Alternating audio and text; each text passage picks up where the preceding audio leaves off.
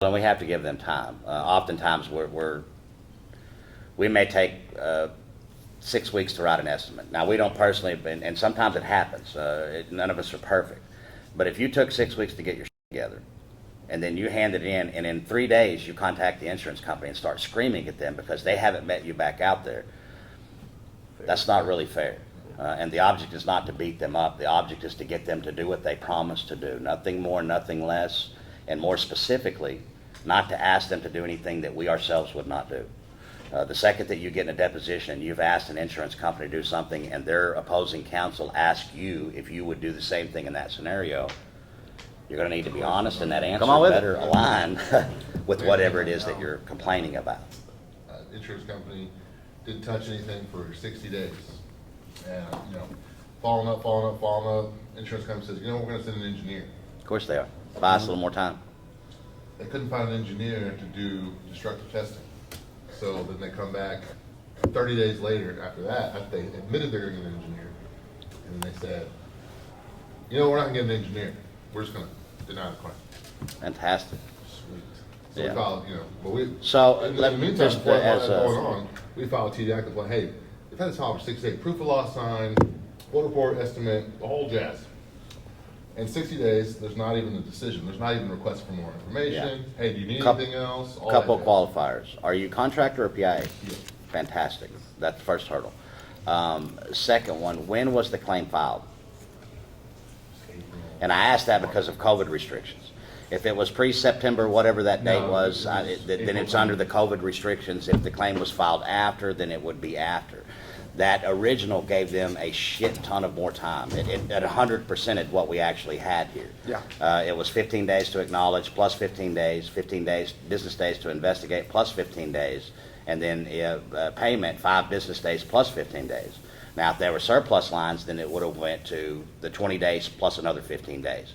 So they had an exorbitant amount of time that they really didn't deserve, and that may have been a factor. Do you remember when the claim was filed? It was like April or May of 2021. Okay, so it is under Probably going to be those under restrictions. where they had essentially 90 days to come in and make a claim determination. Well, the second that they put the onus on you, then they think in their brain that they've given themselves some more time, like saying the engineer. They think that saying the engineer allows them more time. It does not allow you more time. It doesn't change the statute. The statute's real clear on when you're supposed to perform. The next question is, have you filed any complaints? Oh yeah, I got a complaint back from the TDI actually 2 days ago. And what did TDI say? TDI said it's so funny. So the complaint had nothing to do with coverage. It Right. had nothing to do with Right. engineer. It just said, hey, Deflect. we submitted a proof of loss on November 9th. It's January 12th, and we still don't have any forward progress on the claim. They've blown their statute of limitations or their 15-day investigation, all that jazz. It was just about the handling of the claim itself. TDI comes back and says, the complaint says, well, we're unable to help with coverage decisions, and the insurance company admits the delay of the claim, but if you want to, we can't help you, essentially is what they said, and you need to either They did help look you. at a civil action or file appraisal. Yeah, they But did help they you admit by liability saying, for delay of the claim. Yeah, they did. Yeah, And so- the TDI response, Yeah. they said they admitted liability, but they admitted the delay. now, you're insured. What type of insured do you have? Is this a commercial claim or No, it's a residential? residential TPO flat roof. And the insured, what is their temperature? Oh, they're ready to go. I mean, they're gonna. So you understand at this point that you've run the gamut of what your license will allow. Yeah. That's the unfortunate. That was the hardest thing for me to accept, is that I'm not Superman. In the beginning, I thought that the license made me Superman. Look, I have this fantastic, beautiful license. I can go do all of these things. And the reality is, I can only do what the law allows my license to do. And at this point, if you filed a POL, if you filed the proper complaints, what we normally find is that people don't file proper complaints. The complaints is something to the extent of, that guy had black hair and I don't like guys with black hair. He took a long time on the claim and then I haven't talked to him. That's not a valid complaint. That's your feelings and your opinions. If we're asking for coverage decisions, the Department of Insurance is never, and they shouldn't be involved in that coverage. That should be a civil process. But what they should be involved in, and with the second that they admitted that they were behind on the timelines, the Department of Insurance should have issued something to them. There should have been a hickey put against them that said that you're doing the thing. The fact that you have all of this in writing from the Department of Insurance means that you have an extraordinarily strong case. And unfortunately, where you're at now, the only place to do is to move forward with litigation. Do you have attorneys that handle the claims for you? So you want it to be a relay race, right? Where you're running your process, but once that process is complete, you come in strong and you finish, and you hand off the baton, so your attorney can take it and run with it. But the fact that TDI came in and said, yes, that there was a delay of the claim, that's a strict liability law, and so it's going to be very easy for the attorney to prove, yes, they were in violation of the prompt payment timelines. That triggers attorney's fees, that triggers interest and payment. Now, they denied the claim, so you got to get coverage opened up. You got to prove that there is coverage. And this was not fully denied, it's just partially denied. Okay, partial denial. Yeah. Who's the carrier? Home site. Okay. I would not be surprised if when the attorney files the pre-suit notice, they don't go ahead and tender some interest payment, acknowledging that they did penalize, they owe a penalty because they violated the prompt payment. Now, that's important because you can take that and you can use that against them to say, okay, you've admitted you violated the law, right? You owe a penalty under it. So you've already committed unfair claim settlement practices. That's already been determined. Now we're just determining the additional amount of damages that are owed. What the proper scope should have been. But your next step is a final demand. Yep. Did you Here is issue a what final we demand? did. Here is our proof of loss, here is your decision, here is in the policy how it's covered. And issue that final demand, give them, since it's residential, give them 3 business days to come back with a reasonable explanation. If not, your next step is litigation. Yeah. But you have to do a final demand and you have to be very clear on what your expectations are. Here's where we are, here's where you are, here's the remaining amount owed per this policy. They haven't paid covered. They haven't paid anything at all, have they? Oh, they paid. Yeah, he said it wasn't full It denial. wasn't full denial, it was partial. Yeah. What were they denying? What part of it? So we had showed fracture, we actually opened up the TPO and showed fracture to the ISO. And, we did moisture detection, we found hail to the cat flashing. The cat flashing wasn't extended for coverage, the ISO wasn't extended for coverage. There was a second bathroom there was 2 damaged skylights, they paid for both skylights. They paid for one bathroom interior, they left off the other one. So all kinds of stuff that could have been at least added to the claim. Let me ask you, when you filed your proof of loss, did you include OSHA regulations, things of that nature? And then they agreed to pay a part of the roof? No, they didn't agree to pay. Did they agree to pay for anything on the roof? Skylights. Skylights, okay. Here's the reality. If you have OSHA regulations inside of your valuation, that's a law. That's not most everything that you have on your valuation at this point is your opinion of what's covered. The second that they reach into the roof and grab an object that somebody has to get up there and work on, those OSHA rules are going to apply. So if they paid for the skylights but they didn't pay for the OSHA, that's absolute bad faith. Why? Because you're telling me to break the law. You were given it. If there was no demand given to them, there's no harm, no foul. They're not required to go forth that extra effort. But if you have OSHA on the demand, they paid for any items on the roof or that would require the OSHA regulations to kick in, and they did not pay for those things, there's an absolute issue with them. Does that make sense what I'm saying? So we need to make sure that when we're putting our demands down that we add those things in, because the fact of the roof, when I go to argue, I'm not going to argue about whether you paid for the roof or not. My argument's going to be that you paid for an item on the roof. We had the very clear OSHA regulations added to that, and you made a conscious decision not to pay. The second that you made a conscious decision not to pay, we have an issue because you don't have a choice. So at that point, the question becomes very easy. If you didn't pay for the things that the law requires you to do, what would make anybody in this room believe that when you had the chance to make the opinion that you were going to make the right opinion when you can't follow the law? Does that make sense? And as I said yesterday, sometimes the answer is not going to be the one that you actually want, but it will be the right one. At the point that you're at, you've done everything that you can possibly do, save the final demand. I would suggest you issue the final demand and then tee it up for your litigation department. That way, I don't make empty promises. If I tell you you're fixing to get sued in 72 hours, if you don't respond, guess what happens? 72 hours, your ass gets sued. Does that help? Helps, yeah. A little bit, Yeah. not as much as you'd like. We didn't get any money in your hand, but that's an That's answer. all it is. Okay. You said they canceled the engineer that was supposed to come out? They wrote in writing, we're gonna hire an engineer, and I said, well, if they're not gonna do intrusive testing and examine the damaged ISO that we presented, Yeah. then don't send an engineer. I said, okay, we'll find them. And after 30 days, they're like, well, we can't find one, so we're just gonna stick with our decision. I would be careful of telling them don't to send them, simply because the policy says as many times as reasonably necessary we can inspect. And if you stop that inspection, they can say that you jumped in the middle of coverage and stopped their investigation. Whether it was reasonable or not, we'll never know that unless we get it in a courtroom. None of us can decide what is reasonable. We can have an opinion on what it is, but till it actually gets to that courtroom and somebody makes a decision inside of that, we hear all the time, that's bad faith, that's whatever. That all sounds wonderful and great, but that's never going to happen unless you actually get it in the courtroom. If something is illegal, like the ocean, it's absolutely illegal.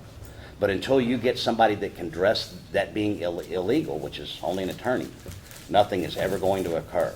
So we can hurl bad faith, we can hurl these accusations all along the way, but the fact that we don't have the ask to close the thing out is what is our biggest problem. But the faster that we realize that we have a finish, the faster that we do what we need to do, and is get that out of our hands, get it to the next level. When will you get paid on this claim? Who knows? Not till it's done, huh? Yeah, absolutely. Not till you make the steps and get the last parts of it. And many people get to where you're at right now, and they feel that they've hit a wall, and that claim sits there for 2 or 3 months. As it sits there for 2 or 3 months, if they owed $100,000, they're using that $100,000 the entire time that they're holding it, which is the intent of everything they're doing. Hold this money, hold this money, hold this money, and let's hedge against this other thing. You don't ever want to lose momentum on it, so if you're thinking the analogy of the relay race, you want to finish strong so the attorney can take it and run with it to the next step. So It's gonna you want be to a keep that good, momentum. 60 plus days before you're gonna be able to get your experts out there as Right. an attorney. So that's another 2-month delay, and you don't want any further delay. But oftentimes in your scenario where there's admitted problems, as soon as the attorney gets it and sends that 60-day pre-suit demand, money starts to flow. They begin to issue payments out. You may get multiple payments on that one deal, but the second the attorney gets involved, they know one thing: shit just got real. I touched Yeah, on we this. don't get to walk away from this one. I touched on this a little bit when we were in the PA panel. Guys talking about something taking a long time, 60, 90, 180, It should only take as long as it's allowed to take. And so if you feel like you've gotten to that point, just like he's saying, like final demand, sign more work, and it's just a process. Texas should be 45 to 60 days, Yeah. depending on surplus. Well, and we have to give them time. Oftentimes, we may take 6 weeks to write an estimate. Now, we don't personally, and sometimes it happens. None of us are perfect. But if you took 6 weeks to get your shit together, and then you hand it in, and in 3 days you contact the insurance company and start screaming at them because they haven't met you back out there, that's not really fair. And the object is not to beat them up. The object is to get them to do what they promised to do. Nothing more, nothing less. And more specifically, not to ask them to do anything that we ourselves would not do. The second that you get in a deposition and you've asked an insurance company to do something and their opposing counsel asks you if you would do the same thing in that scenario, you're going to need to be honest, and that answer better align with whatever it is that you're complaining about. Many of us don't catch that part. When it comes to how long to properly document the loss, one thing I always like to show is this is how long it took for the public adjuster to do it. Okay? And so the insurance company should have been able to do it within a similar time frame. It may not have been spot on, but if it took you 4 weeks to properly adjust it, they should have been able to do it within 4 weeks. Or less. They Or have all less. the resources Right. that we don't. And that's a very powerful one to show that, like, we have claims that we got involved in that were a year old. They have these big, massive insurance companies and their large loss adjusters and all these people involved, and you can't get this claim closed out in over a year. Yet this little bitty PIA firm comes in without any of these resources that you have, and they absolutely annihilate you in 20, 25 days. That looks horrible to a jury. What do you mean? And especially when you can tie in that we kept the claim open for a year because we owed $100,000 and we were using that money somewhere else. That shouldn't be a very hard to. One of the things I always touch over in boot camp is a scenario where probably everybody in this room is in the same boat that we are. None of us were given a silver spoon. We work our butts off, and we don't have unlimited supplies of money.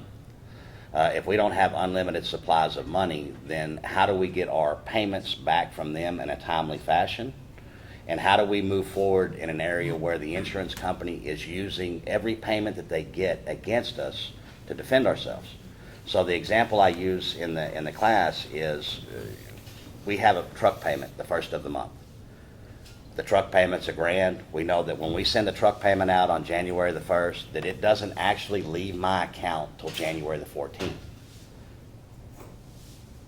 You do this every year, you do this every month, you know exactly when it comes and when it goes. If you send the payment out on January the 1st and on January the 2nd your air conditioner breaks in the house, you don't have $1,000, you don't have the extra, it's $2,000 to replace, you have $1,000 but you don't have the extra $1,000. But do you? If the check doesn't clear, your ledger says one thing, but the bank account actually says something else.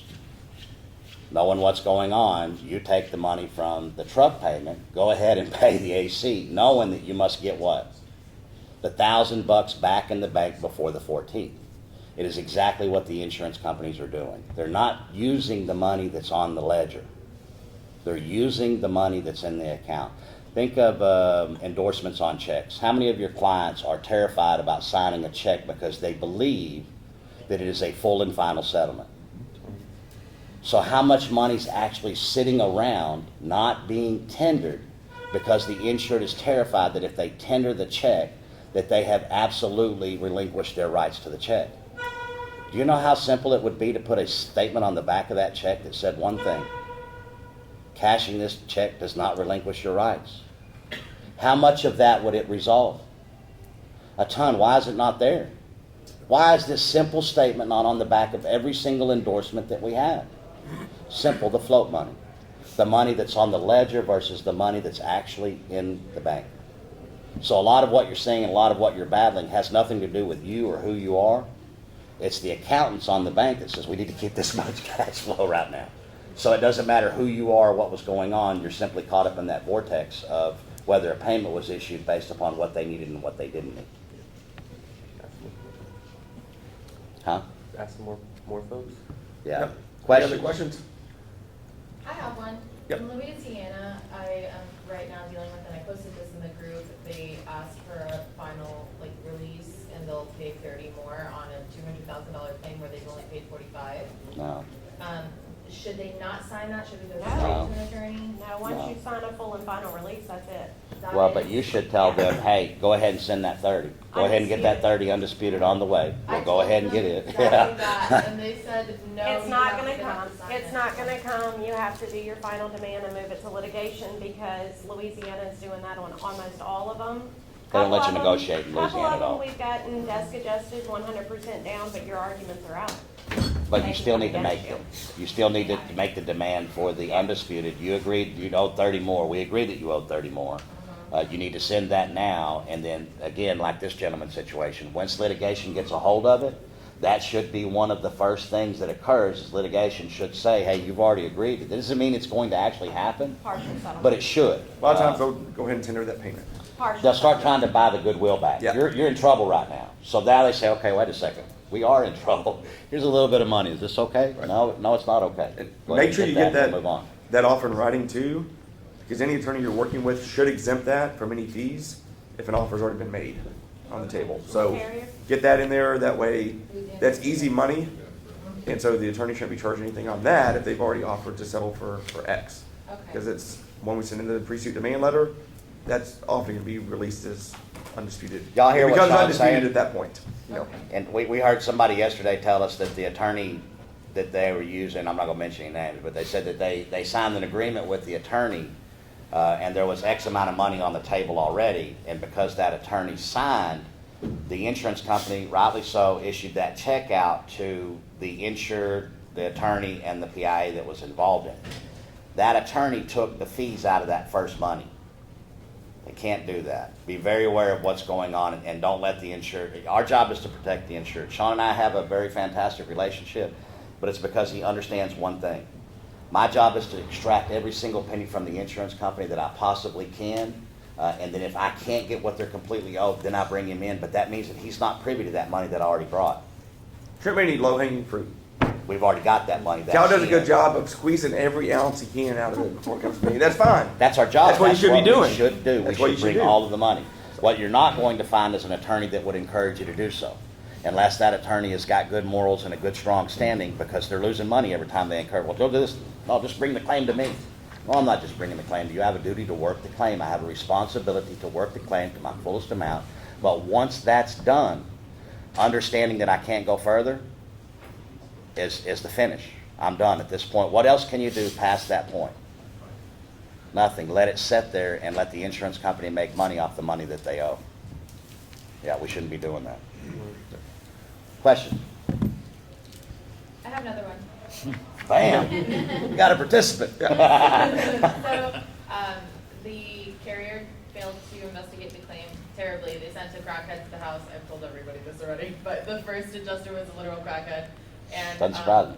Yeah. yeah, and the second one didn't do too much better anyway. Loss is about $200,000. They paid 23, and they, after receiving my proof of loss, about a week or two later, they want to invoke appraisal without doing what they should have done to begin with. I tried calling them out on it. This is Louisiana. I don't know that I should have done that. Well, appraisal will never cure bad faith. And if you've done everything that and I know you're a graduate, I know you know exactly what you're supposed to be doing, you put the proof of loss in. Once you've done all that, why did you do that look? What was that look? I need to take boot camp again. Oh, no. We'll say what should happen. You always have mess in here? Yeah, Know that. once the PA has performed, or whoever the insured, but I've never seen an insured that could actually do it. If the PA has performed via the policy, the duties after a loss, once that performance is done, provided that it's done prior to them attempting to invoke appraisal, they're in trouble.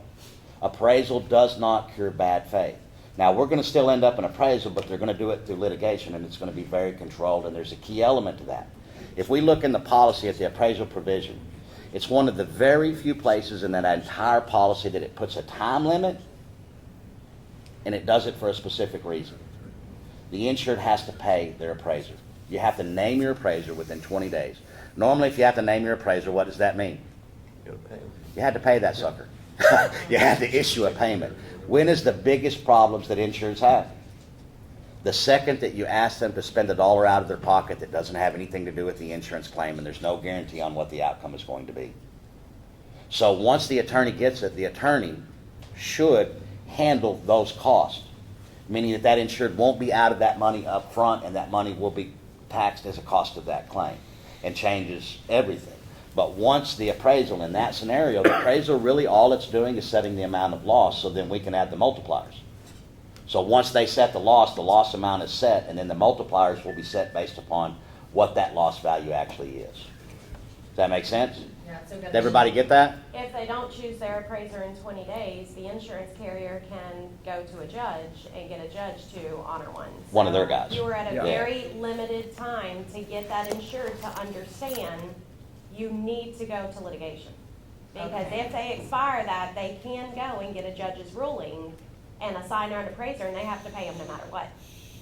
An attorney recommended that I ignore the carrier completely. No. Are they here in this conference? Are they out of net? Well, no, what I'm saying is, are they a property and casualty attorney? No. Yeah. You can't. Yeah? Yeah, well, I'll let Shaun answer that. Yeah, I Let me let the attorney get that. mean, you always want to respond to any demand for appraisal, okay? Now, your response may be, that we don't have a price difference here. We're both using Xactimate. We have a scope difference. We think appraisal is premature at this point. We're not refusing to participate in it. We just think you have not completely adjusted the loss yet. You're reserving the rights, right? You can also name your appraiser, or you can speak to the attorney and get an appraiser named. When I get it as a file, a lot of times we'll get an agreement to abate the appraisal. We've named an appraiser, but we're abating it, and we're moving forward with litigation. Okay? So they can't go down and do an empty chair appraisal because we've named somebody.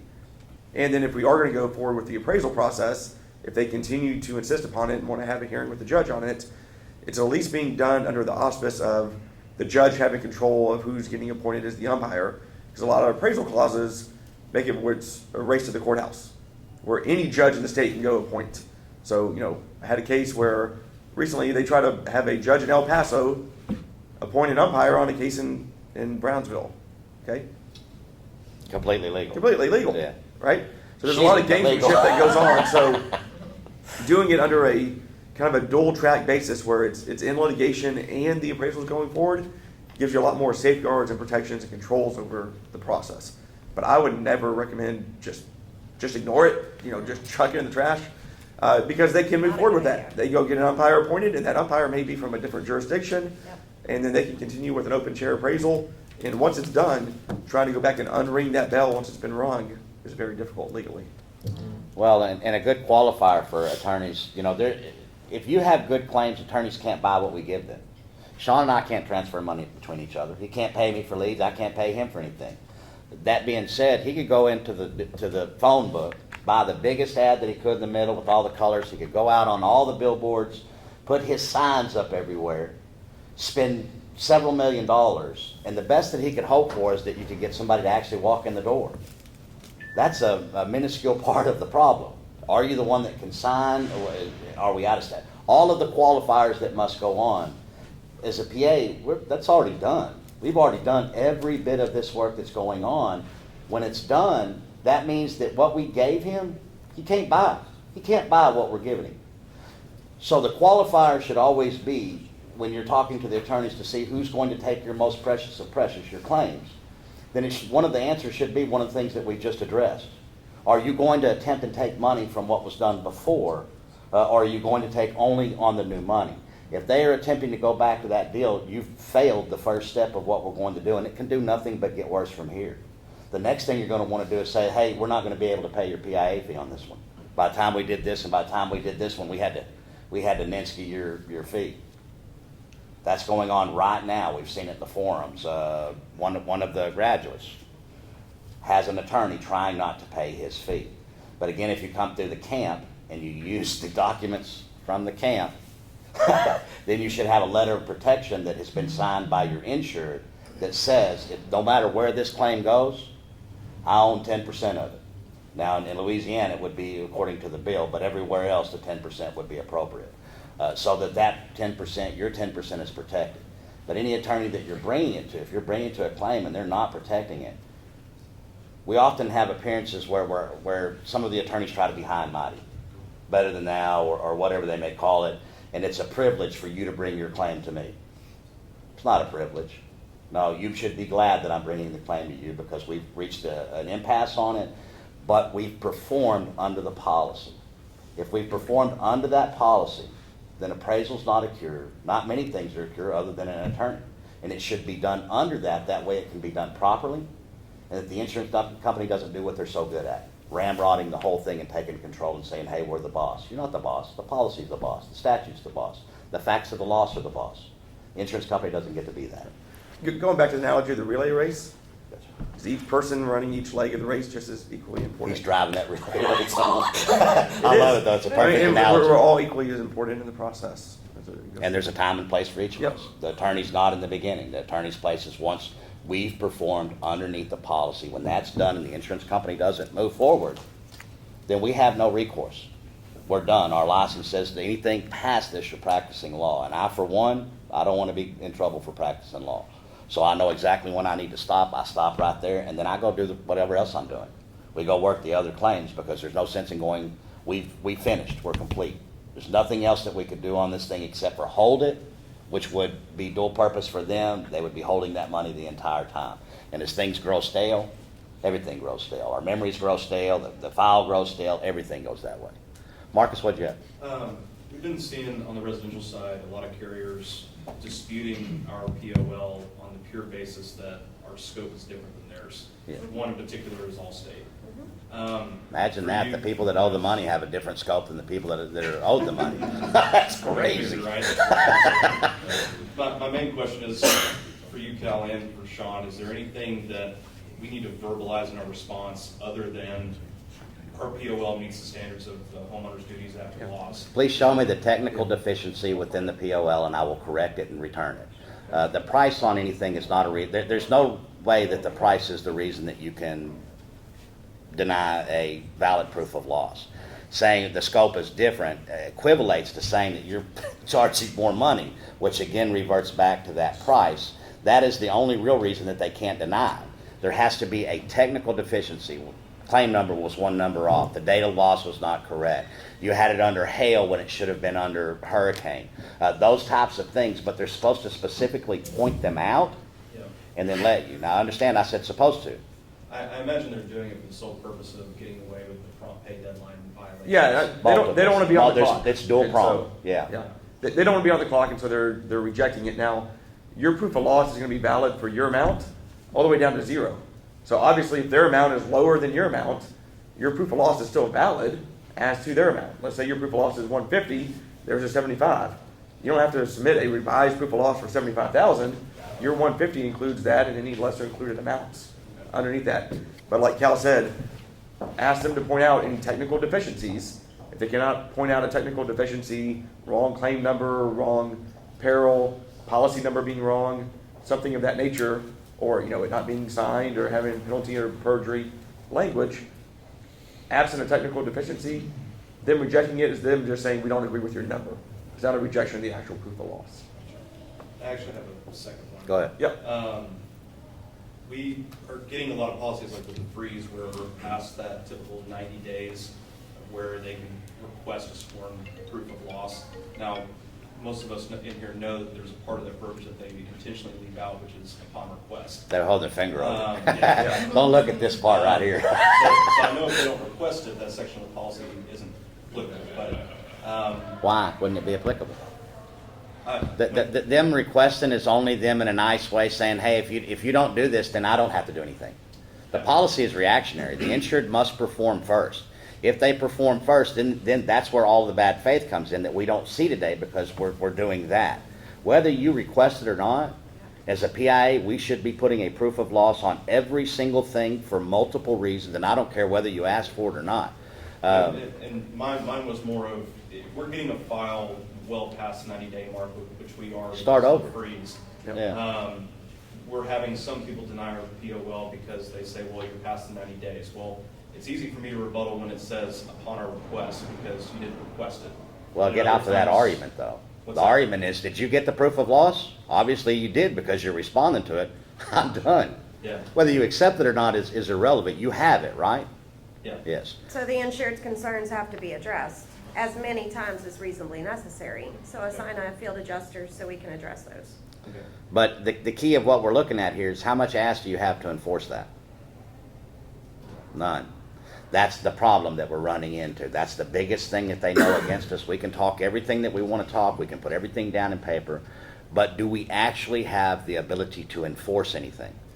The answer is no, which means that our documentation must be on point. Our claim process must be on point. And if it has to go to litigation, then we do it as quick as we possibly can and we keep moving forward, understanding I can't make the horse drink water. I can drag it over there, cart it to the water every time, make it fresh, do everything that I possibly can to make it good and just for that horse to drink, but I can never force the horse to drink. That's what we have to look at with insurance companies. I can't make anybody do anything. What I can do is I can follow the rules as I know them, put everything out there on the deal, and then give them the opportunity to perform under that contract as they promised. And this is crucial. When they fail, that is the ever elusive bad faith that we never see. We hear, everybody in this room has heard bad faith thrown around how many times? More than we can count. How many have you actually seen? How many verdicts can you point to and say this is a bad faith verdict? Less than a handful, and there's a reason behind that. If the insured is not performing prior to legal getting involved or appraisal, that bad faith is almost off the table unless we catch them on an outlier. Hendon versus State Farm is a very good one. They caught them in discovery with the name of the Jewish list. I don't want to catch them like that. I don't want to catch it, and it's good if we catch them like that because we need to stop that type of practice, absolutely. But what I want to catch them on is the process. We can't go down to the legislative body and tell them how bad they're acting if we can't get this documented, which is how we keep getting these horrible laws. When we go in front of the legislative session, every time that it happens, the insurance company shows up with this mound of information about how good they've done and how all this stuff is working, and there's only a few people that are having problems. Everybody in this room knows that's a crock of crap. Couldn't have a bigger crock of crap, but who is on our side producing the information that shows that it's different? Nobody yet. And that's what we need to do, is give actual factual data to them that is in accordance with that policy. Then we can change what they're doing. I guess it just comes down to what you told me, Shaun, Yep. that, you know, regardless of the homeowner or what you're interpreting on their duties, it doesn't exclude them from performing theirs when you provide evidence in a POL. So that really rang home to me, and I just always go Right. back to that. And also, I mean, you know, one, they did not request it within the 91 days or 90 days, whatever the policy states. But under the prompt payment timelines, you haven't actually triggered anything under the prompt payment to put them on the clock until that proof of loss is submitted to them.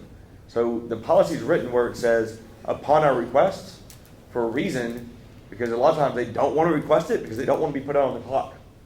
Them requesting it is essentially them saying, hey, put me on the clock. And they don't want to be put on the clock. They So- just didn't put the big green button there so that you could see it. They removed the green button, the visual part of it, but the button's still there.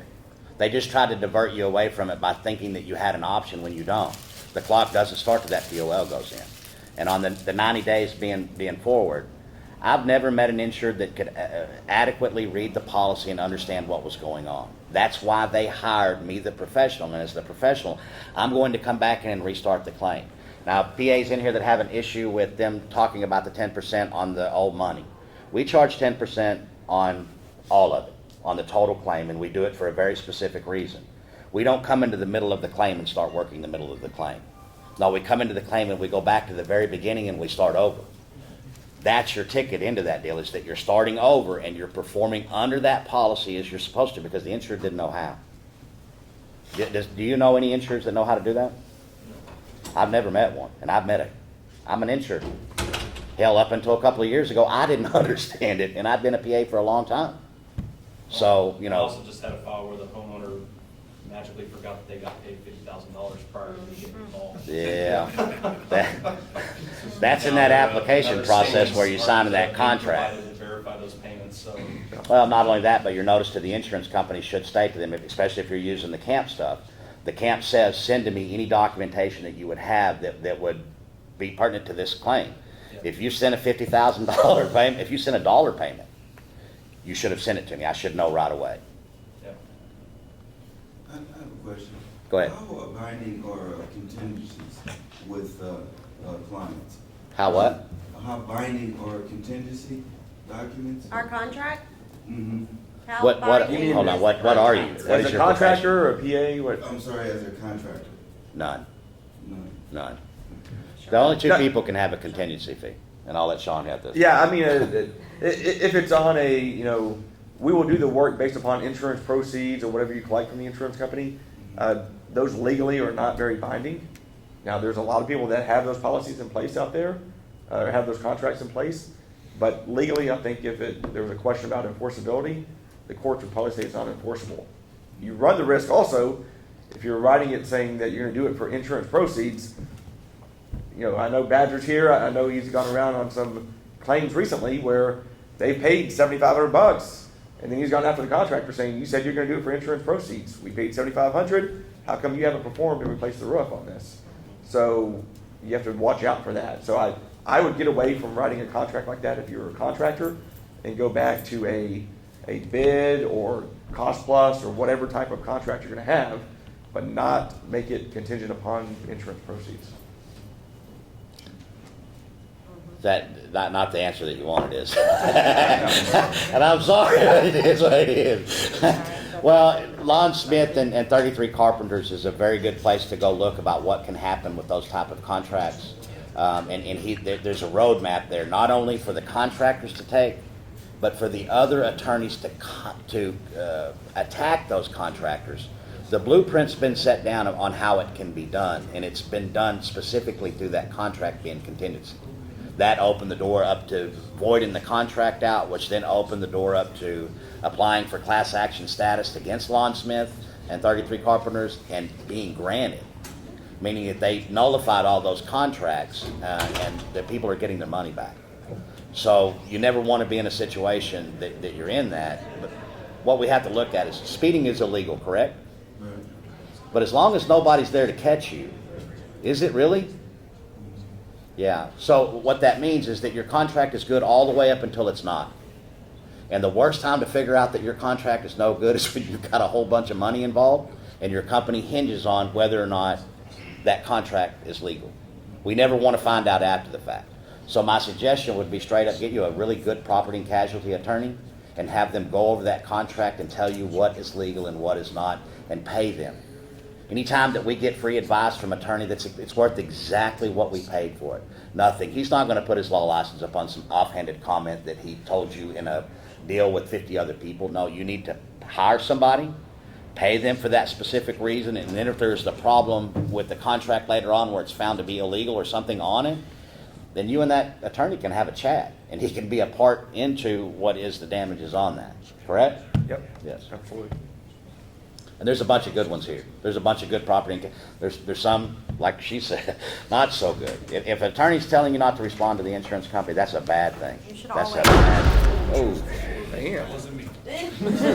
We know it was. All We right. know better. I know that we're going to continue on. We'll answer questions until everybody's done. But I do know that they're having that, the debate with Badger and hoteling up there now. But we're gonna stay here till we got all the questions answered that are here. Any more questions? Go ahead. Yep. We missed the intro. Can you make the sales pitch? We don't have a sales pitch. If I have somebody that wants to get on as a PA, they passed the license, but don't know anything about anything, did I hear something about boot camp? Yeah, we own Public Adjuster Boot Camp. You can look on Facebook. You can catch us on the web. There's a ton of reviews. Steve Patrick, Tony Rugas were there last week. We've been in existence for about 3 years, and the reviews are very real. They're on the website. They can take them and look them. And we teach the entire process. We start with opening the claim, and we finish with closing the claim. Week-long program down in Galveston, Texas. Monday through Friday, 8 a.m. to 5 p.m. We do one a month. Nice. I got a few people that were looking for that. They were hoping I would find it. And we have a booth over at 903A and 903B. Nice, thanks. They have And we to didn't go. plant this guy. Where's the sales pitch? There's not one. We're just trying to give you some information. Okay, any other questions? I have a question. Go ahead. Okay, so insured just filed a claim 14 months later after Delta and had no idea that you can file a claim. This is what he thought insurance. This is the first time he has a home and, owns a home. But he got the commissioner's bulletin and was like, oh hell, let me file a claim? Well, no, actually, his realtor girlfriend told him, yeah, you should probably file a claim. So 14 months after Delta, he files a claim. That's okay, right? Is that okay? Depends on what the As long policy as it's within says. the statute of limitations, yeah. Well- But they're gonna wanna probably do an EUO on why the delay time. Well, so he explained this to the first person on the phone very clearly, that he waited all this time because he thought he would have to front the money on his deductible and he had no money and he was jobless. So he thought he wouldn't be able to file a claim, and he files it. They say, yeah, sure. They send an adjuster out there. He explains the same story to them. This is from Delta. This is from a long time ago. I just never filed a claim. The adjuster put the date of loss as Ida, which is obviously just a few months ago. Two wrongs never gonna make a right. Yep. When Yeah. he called it in, he said Delta, he explained Delta, and He the didn't say- IA did it.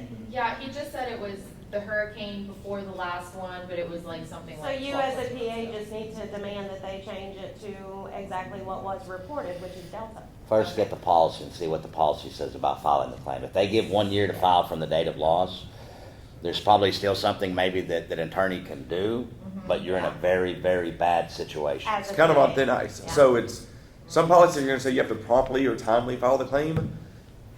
Or even give you Each within court's 1 gonna year. interpret that differently, but Yeah. 14 months, some Yeah. courts are gonna say that's not prompt, that's not timely. But you're Um, Louisiana too. Yeah. But he does have some underlying issues that could help him, not understanding. The policy at this point is written so comprehensively that no average person is going to understand what it says. And you probably wanna interview them to find out, Good what did question. prompt you to file the claim? Did you know Sounds you like had it. damage and you just thought it wasn't gonna be covered?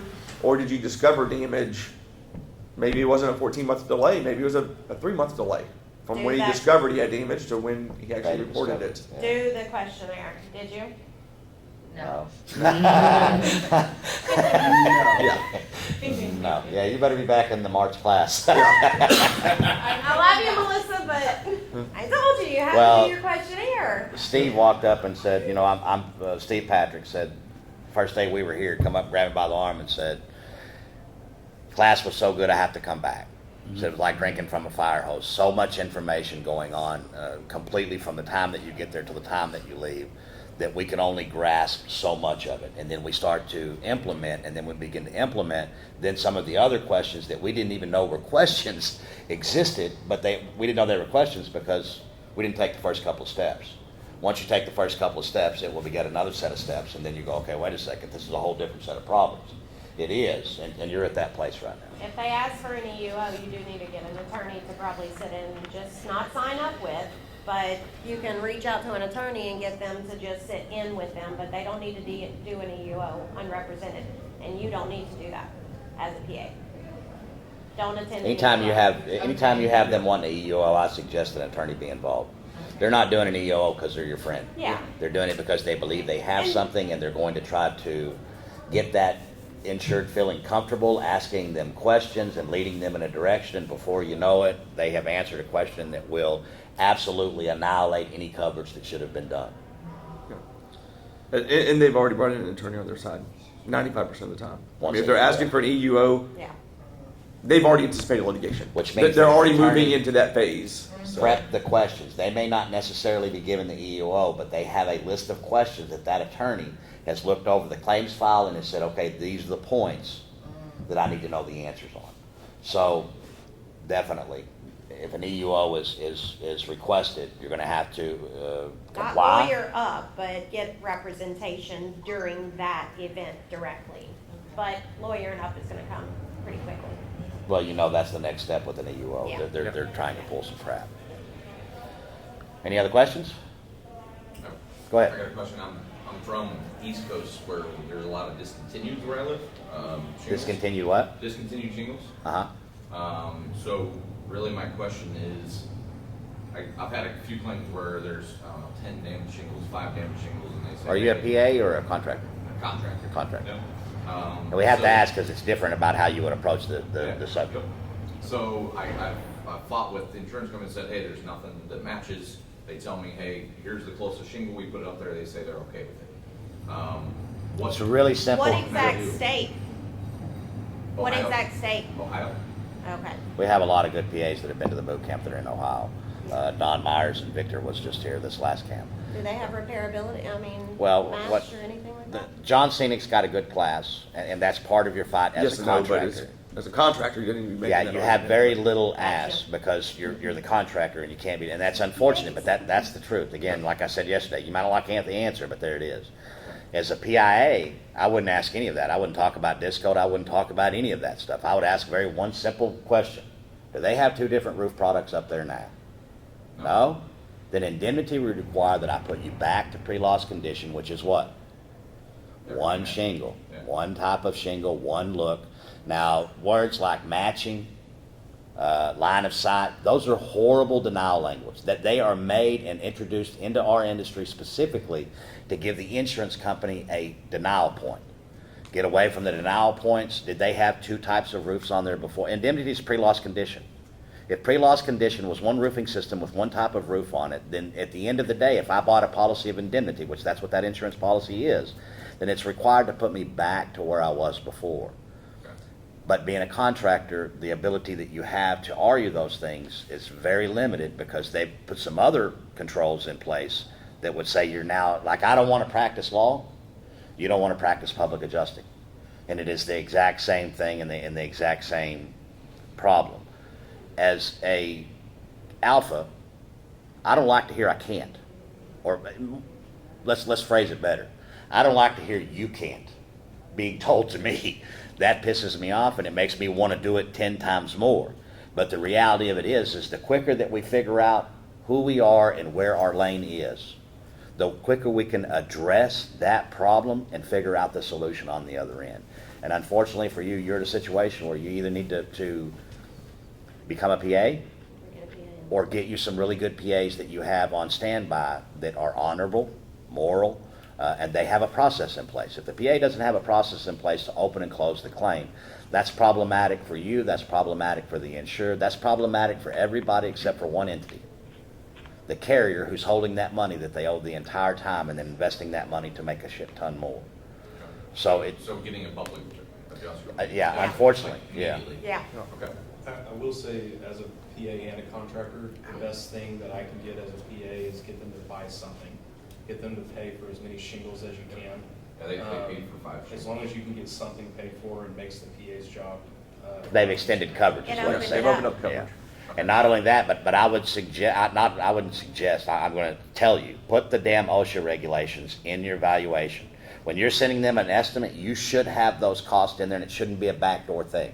It should be upfront. All of your costs that are reasonable and necessary, no matter if you're a contractor or a PA, should be upfront. Whatever you're going to want the insurance company or whoever it is that's paying to do, that cost should be put up there. And when it is, as he's saying, once they reach out and grab that 5 shingles, you had the OSHA regulations on yours and they didn't pay them. That is a huge, huge problem. Okay. But it makes it really easy for guys like him to walk in and go, come here. You didn't do the legally required options. We don't even have to ask you if the ones that you had an option on, whether you did or not. We already know what you did. We already know what you did when the law was requiring you to do it. As a contractor too, you can utilize HOA limitations. If an HOA requires that they don't have more than one type of shingle on the roof, you can pull that as well as a contractor. And the HOA is a really good deal for you because there's no UPA. There's no HOA on Yeah. this. He was saying they're. Well, HOA. you're going to run But into them if where it is they an are. HOA, I can go to them as well. Yes. Yeah. Well, let me Yeah. rephrase that. And a lot of it depends on your policy. If some of the policies have restrictions upon what they will do within HOA and what they won't do. So again, it's not as a PA, that would be something that they don't like to give the policies out. They give the policies out, you mess around, find out all this shit that they've told you all these years wasn't covered is absolutely covered. So they try not to put those policies out. But the boot camp is beneficial to everybody. If you are in the claims industry, period, the boot camp will help you figure out where your lane is actually at. And it may even tell you, hey, you may need to change lanes. But if you're going to change the lanes, then change lanes. But it teaches the entire process from start to finish. So not only does it do that, but it puts you in the graduates network where there are only graduates in. And if you're looking for the people to pull inside of Ohio, I would definitely say you take these people that have had a 40-hour course on what to do. You read the reviews for the boot camp and they're phenomenal. And it's one of my proudest moments is to look at those. Sometimes when I'm feeling down, I'm human. When I'm feeling down and feeling, I'm looking at shit and it looks like everybody's kicking the shit out of us, I'll go back and read those reviews because they're so positive. And there's 50+ reviews there of what people feel about what they went to the school. Marcus, you're a graduate. You think they should attend? 2-time graduate. I mean, I'll put it to you this way, he's absolutely right. I'll be back to the class again. There's so much to absorb in such a few amount of days. You'll even though the course is the same, I'm sure they're growing it. We're evolving. Every They're class evolving gets as- better than as the the last one. Policies change too, but, and that's, I don't know if anybody was in there on the PA panel, but they said the same thing. These policies are changing. They're not stuck in the mud, the carriers. They're coming up with responses every single day. If you don't think they're having meetings like this on how to beat us, you're really naive about. Yeah, this is a very small meeting compared to what they got going on. If you're looking for a good PA, the very first thing that they need to do is demand the claim file as well as that certified policy. Without the certified policy, they won't be able to see everything that they'll be able to go for you. Okay. And then get everything to the insured, so when you come in and start opening the roof up and start doing all that, you have enough money and you don't have to wait on draw after draw after draw based off of proceeds. Okay. And are you signing contingency fee contracts over there? Am I what? Are you signing contingency fee contracts over there? No. Good. I put numbers on it. Yeah, good. Good. Every time. And it should. You should make a demand. And that demand, and how we'll look at it is if I came to your house and got up on your roof and come back down and said, hey, I'll do that roof for $50,000. Show me where, show me, would you What are pay you the guy gonna do for that? $50,000 without knowing exactly where it was going? And that's what I meant by not expecting anything from them Right. that you wouldn't expect from yourself. If you can satisfy me on a payment, then that's a good deal. If you come to me with $50,000, I'm going to tell you, get the hell away from me. I need to see exactly where every dollar's going so that I can know that I'm getting what I'm paying for, and that all of these things are inclusive to what we got going on. I don't know what's going on. How y'all doing? Good. We're not bothering y'all, are you? Oh, no. Then we just need to set it up for CE training class here They're in doing like CE 1 to in a 5. Okay. 1 to 5? Yeah. 1 to 5 CE Okay. training class. Perfect. Who's doing the training? Bush Logger. Oh, Bush, All right. Stephen, yeah, fantastic so, guy. Yeah. Yeah, if you're here, I would suggest, and whoever's on the camera, that's gonna be a good breakout. Stephen's an excellent attorney. Yes. Good guy. And I guarantee he's not running around telling insurance not to respond to the insurance company. I can 100% promise you that. We'll talk. I want to find out some more about that. Yeah. So, Yeah, I'd always respond, just, yeah. just let it go. Just ignore them for a little, it's okay. No, you always, I It's gonna told be you, fine. it's Everything's literally gonna be like fine. hot Oh, shit, it's not potato. fine. They give you something, you affect it, you get it right back to them. Done. Don't leave anything out there No, unchecked. You got to no. check everything. All your boxes. Well, they're really Even good more about than sending they you on didn't ask a for. goose chase. Hey, go Give them down to the the city and answers. get me with that in writing if they enforce the code. Yeah. When I put it on my demand, I already told you they enforce the code. If you want to verify that, then take your happy ass down there and go verify it. But I've already done my job. You don't get to run me around. The second part of that is if I require you to do something, the policy is really clear. I get to hang out until you get it done. But if it was never supposed to have been done in the first place, or you deflect it, right, like, for instance, show up out on the site with the adjuster, and the adjuster says, hey, we'll go ahead and take care of this claim as long as you pull the overhead and profit off of your valuation. What they've done is they've got you to remove a valid line item, and then they've also held what they owe until you respond, until you actually give them that valuation with it put on. Doesn't mean it's right. It means that they extended their deadlines by requesting a document from you that could have been done right then and there. We always tell them point blank, don't wait on me. Yeah, we write it down and we send them in writing. You go ahead and move forward independently of what you're doing, and then we'll get this to you. But this doesn't let you stop the claim. Bringing the engineer out, bringing the building consultant, that's another good thing about Barber Technologies versus State Farm. The whole meat of that thing was that they were saying that all of these things, all of these outliers extend the timeline. And then the Supreme Court come back and said, no, it doesn't. None of those things. If you're going to get an engineer and your timeline is 15 business days to investigate, you better find you a damn engineer that can get out there, get the report written, and be back within the 15 business days, because they knew about those engineers. They knew about appraisals when they wrote the policy, when they wrote the statutes. So when they wrote the statutes, the absence of the ability for that to extend the deadline tells us it was never meant to extend the deadline. If it would have been, they would have, oh wait, appraisal does say this. Appraisal does allow you another additional time. Hey, calling your building consultant out does allow additional time. Fact is, it doesn't. And that was very clear in what they put in that ruling. That was a beautiful, beautiful claim. There's no subsection B, C, D, E, and F. Right. B, engineer, you get this lawn. C, loss consultant, you get this lawn. D, bring out a large loss consultant, you get this lawn. All those things were reviewed, but the legislature did not think that it was needed. You have one period of time to adjust the claim, regardless of whether you want to use an adjuster or you want to bring in 6 consultants. You have one period of time to adjust the claim. And the backside of that is we have prompt payment for a reason. There is a prompt payment statute for a very specific reason. Because they caught them so many times holding the damn money for no other reason that they were profiting off of holding the money. That's why we have strict prompt payment statutes in place. Them trying to use any other vehicle to subvert that is exactly that. It's trying to subvert what you know to be the law. You didn't like that meeting? Come on back here. Hell yeah. Any other questions since you're here? What?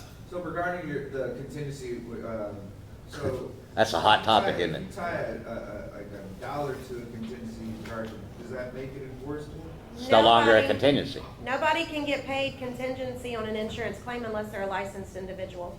No, licensed public adjuster or attorney. Well, that's what Yeah. I meant. Yeah. Public adjuster. The problem is you're committing yourself and you're putting it out there that you're going to do it for insurance proceeds. You don't know what those proceeds are. So you're committing to a scope of work to be performed, and you don't know how much you're going to get compensated for that. So the insurance companies and their defense counsel have proactively started going out and saying, fine, we are going to hold the contractors accountable to the agreement they entered into. So they can legally enforce the contract because they can file suit and they can force you, compel you to do the work for the insurance proceeds. So there is enforceability to the agreement, right? I'm just saying you don't need to do it because it's not a good business practice. It commits you to do work that you don't know how much you're going to get paid. right?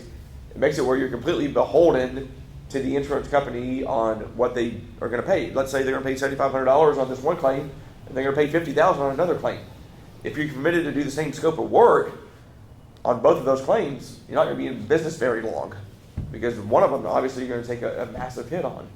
And so, it's not about whether it's enforceable or not. At least on the other side, where they're going in and trying to enforce it and hold you accountable to the agreement you signed, there is enforceability there. I'm just saying it's not a good business practice. I don't think you need to write it that way.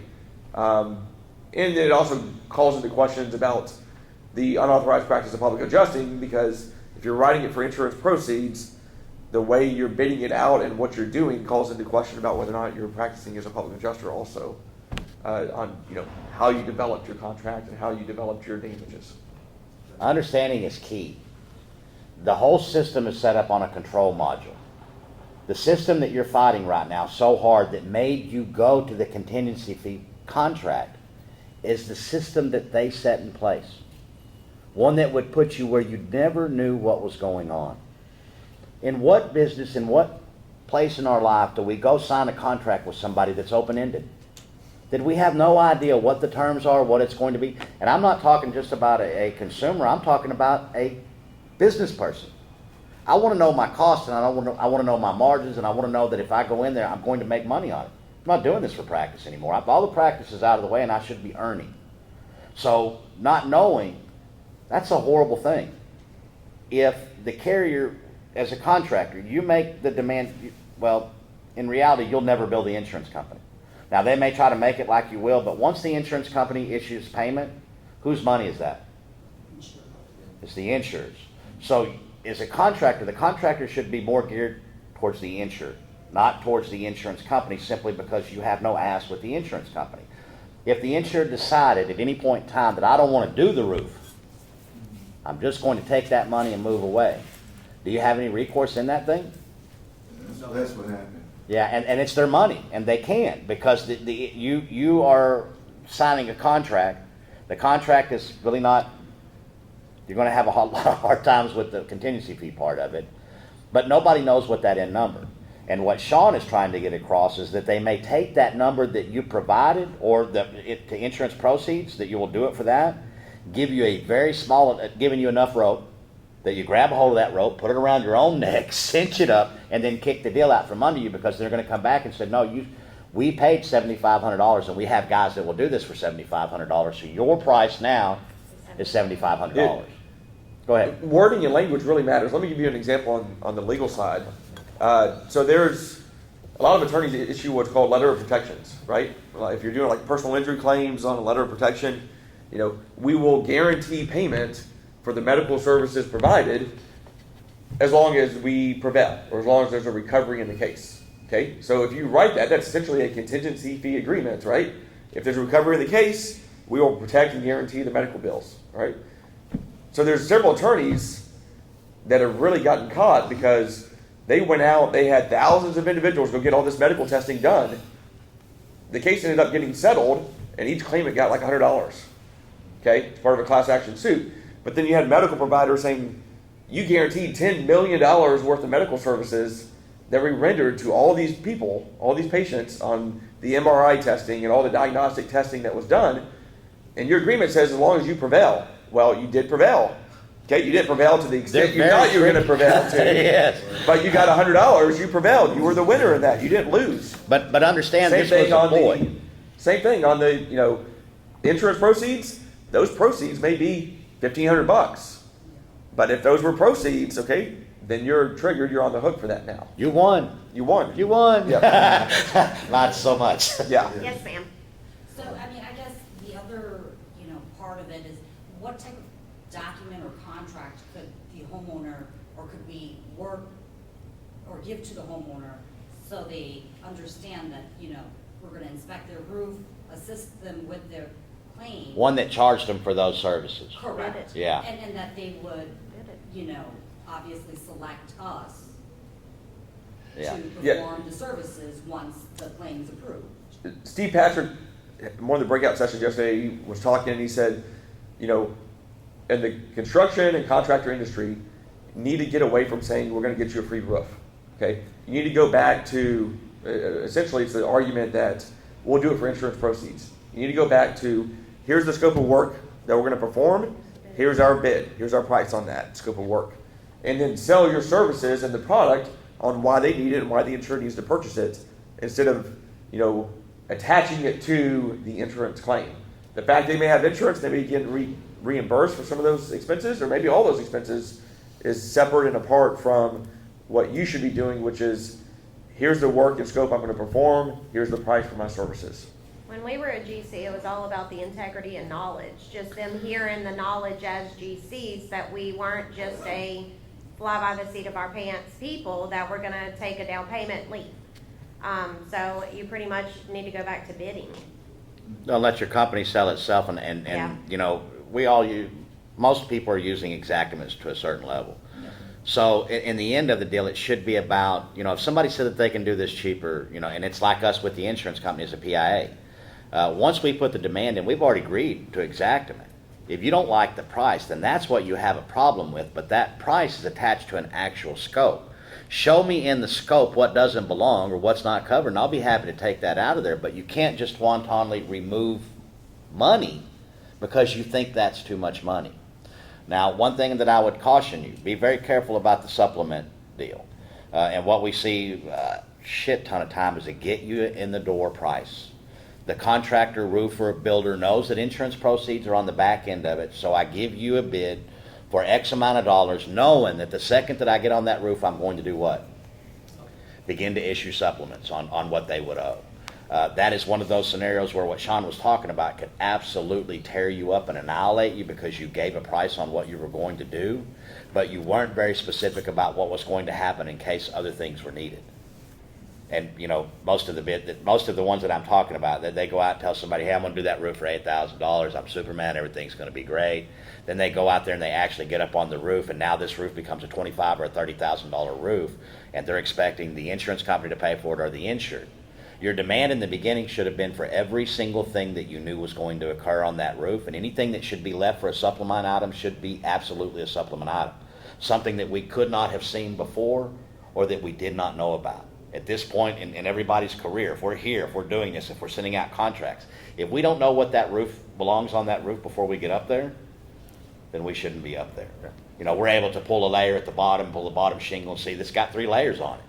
It doesn't have these specific things that I'm going to demand. There's no ice and water shield in the valley. All of those things are things that are going to be up there and things that we should see in the beginning, which gives you the ability that when you're talking to a customer, not an insured, but a customer, and that customer says, well, JoJo said they'd do it for X amount. That's when that exactament becomes crucial. Please show me what part they're not going to do. You can't get to this scope of work without including these things. We've included each price on these things, so show me what this person that's going to do it cheaper for, how they got that. Deductible eating. If we look at deductible eating, most deductible eating is not deductible eating at all. We didn't do some of this shit on here.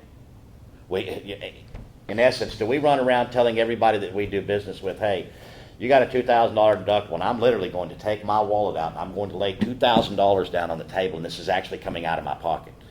That's a horrible business model. And the margins aren't that big. So in order to get that deductible eating out of there, they're going to have to remove items that were legitimately there. Bad deal, but what makes it even worse is that you send in a invoice for the RCV amount. And if they paid those things, and if it's on that list, then they paid them. If you billed for them and you didn't actually do that, what is that called? Fraud. Yeah. And Badger's looking for stuff like that. The attorneys on that side are specifically geared towards things of that nature, and they're looking for them. Cal and I have had cases where we told the insured, I don't think you need to submit for replacement cost value on this. Looking at the scope of repairs that were done, okay, it's not what was in the scope that was originally paid for. Yeah, you completed the repairs, but you didn't replace the brick. Yeah. You didn't replace the beam that you said you're going to replace. So there may be some recoverable depreciation you can collect, such as the painting or some of the other items you did, but it's not the bottom line number recoverable depreciation. It's maybe a portion of that you're entitled to, not the entirety of it. In other words, walking up and looking at an insurance valuation and seeing that it's got a $27,000 price tag and start believing that $27,000 is what's supposed to be paid to you. If that $27,000 is specifically tied to all the items that you're doing, then that is owed to you. But if it's not specifically tied, and this is where the problem is, the people see the number, they don't know what they're reading, they don't know what the exactament document says, and they bill for that 27 grand. So then they go back and say, okay, we got 20,000 up front as ACV payment, and we're going to go back and get the RCV of $7,000. So we've got 27 grand. They submit an invoice to the insurance company for 27 grand. That's a fraudulent invoice. Somebody's going to pick it up sooner or later, and people are going to go to jail.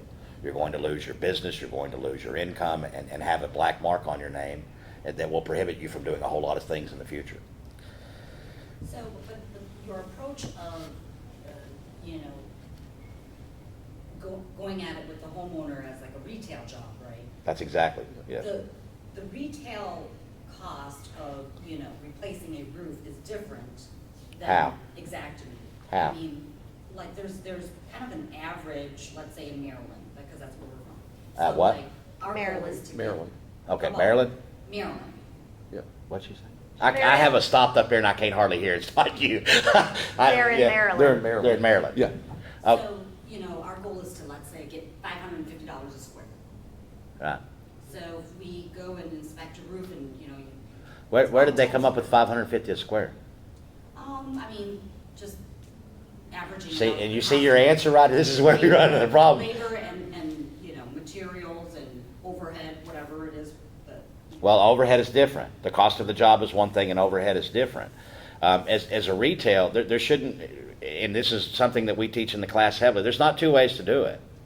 Yeah, there's what the cost actually is, and that you should pay for it. That's exactly why I can take to them and show them the exactment estimate and say, if they're going to do it cheaper, show me how. How do you take these things off there? Because we put all the line item components here that exist on the, it's factual. These are the things that they're, these prices are what the nominal prices are that are going around. Where are you taking money off of this to make this job cheaper? That's when you become salesperson. Mm-hmm. And specifically, retail versus insurance. How can anything that you ever bill for to the insured, to the consumer, be anything different than retail? You're not billing the insurance company, you're billing the insured. And what I'm trying to say is that it's all retail. Every bit of it is retail. The contractor will never work for the insurance company unless they're in a managed repair program, and then it's really limited at that point as well. I would not suggest a managed repair program. That's a bad deal. We did it for 3 years with State Farm. But that you will never work for them unless you're under that guise. In other words, your check is coming from where? The insured. So it's As long as the always insurance going to paying be a it, retail. it's always going to be a retail job. So that's how we have to, you're saying approach it. Yeah. On what's that? I said, that's how you're suggesting we approach all of. And we're really just giving you the facts. You know, if you can't bill insurance companies, you can only bill the insured, then your client is the insured, and that's a retail claim. Now, there's insurance proceeds attached on the other side, but if the insured decides not to go forward, then what happens? Those are just proceeds, right? Yeah. It's just money in the insured's pocket. My point is that once that insured gets them, they're no longer insurance proceeds. That insured doesn't have to do a dang thing unless they want to go back and get the RCV. If they want to go back and get the RCV and you submit an invoice, that's where the fraud comes in. But if the insured was paid $10,000, they don't want to go back and recover any money. They don't want to put the roof on. They want to take that money and go buy a Lexus, which is what we see sometimes. They can do that, and there's not a single thing that we can do to stop them. And then the enforcement of that contract, that's where that's going to come in on that contingency fee basis, and some people are going to come in. The last thing I want going on in anything that I got is an attorney to sit down with anything that I have and really start looking for problems. If we're looking for problems, what are we going to find? Problems, because none of us are perfect. None of our contracts are perfect. There's always a nuance or something that could throw the whole thing off, and Lon Smith is really good about that claim specifically, because they went out and sold a contingency fee contract to a little old lady, and they said, hey, we're going to do the roof for the insurance proceeds only. So they went out and did the roof. Nobody ever called the insurance company until after the fact. Then the insurance company, rightfully so, because I would have denied it as well. If you didn't give me the right to inspect it, I have it in the policy, then I'm going to deny it. When it was denied and they didn't pay it, then they put a lien on the lady's house. And the attorney that got involved, very smart cat, He didn't look at what most people look at. He took all the noise and moved all the noise to the side and said, let me see that contract.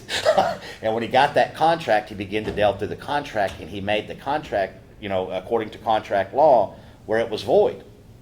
Once they voided that contract out, all kinds of bad shit started to happen. But the guy was given an option in the very beginning. Go ahead and just do away with this suit and go on your way, and we're good.